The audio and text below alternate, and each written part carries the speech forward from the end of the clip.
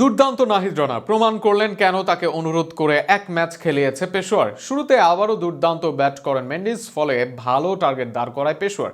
এরপর বল হাতে জাদু দেখায় বাংলার দুই পেসার। আরও থাকছে প্রতিবেদনায়। পাকিস্তান সুপার লিগের চলতি আসরে নিজেদের শেষ ম্যাচে দারুণ পারফরমেন্স দেখিয়ে দেশের পথে ফিরছেন বাংলাদেশের দুই তরুণ পেসার শরীফুল ইসলাম ও নাহিদ রানা। সোমবার রাতে মুলতান সুলতানসকে 24 রানে হারিয়ে শীর্ষস্থান আরও মজবুত করেছে পেশোয়ার জার্নি। আর এই জয়ে বড় অবদান রেখেছেন এই দুই বাংলাদেশি। ম্যাচে আগে ব্যাট করে পেশোয়ার তোলে 196 রানের বড় সংগ্রহ। লক্ষ্য তাড়া করতে নেমে শুরুটা ভালো করলেও শেষ দিকে এসে হোঁচট খায় মুলতান। মূলত শেষের ওভারগুলোতে ম্যাচের নিয়ন্ত্রণ পুরোপুরি নিজেদের হাতে নিয়ে নেন শরীফুল ও নাহিদ। শেষ 4 ওভারে জয়ের জন্য যখন প্রয়োজন ছিল 46 রান, তখন এই দুই পেসারের নিয়ন্ত্রিত বোলিংয়ে মুলতান তুলতে পারে মাত্র 13 রান, যা ম্যাচের ভাগ্য নির্ধারণ করেছে।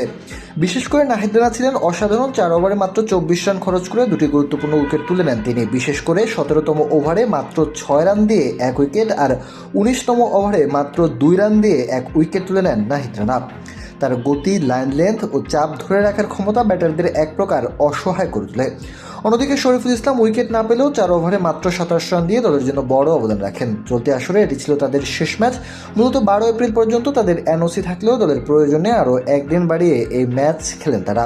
আর সেই সুযোগটি কাজে লাগিয়ে দলকে জয় উপহার দিয়েই দেশে ফিরেছেন এই দুজন। পুরো টুর্নামেন্টে নাহিদের পারফরমেন্স ছিল চোখে পড়ার মতো। মাত্র 4 ইনিংসে 7 উইকেট নিয়ে তিনি গড়েছেন দারুণ রেকর্ড। তার ইকোনমি রেটও ছিল সবার মধ্যে সেরা। অন্যদিকে শরীফুল কিছুটা মিতব্যয়ী বোলিং করলেও উইকেটের দিক থেকে খুব বেশি সফল হতে পারেনি। পিএসএল অধ্যায় শেষ করে এখন দেশের পথে এই দুই পেসার। সামনে রয়েছে নিউজিল্যান্ডের বিপক্ষে ওয়ানডে সিরিজ। আগামী 17 তারিখ আন্তর্জাতিক মঞ্চে নিজেদের ছাপ রাখার আগে এই পারফরমেন্স তাদের আত্মবিশ্বাস আরও বাড়িয়ে দেবে তা বলাই যায়।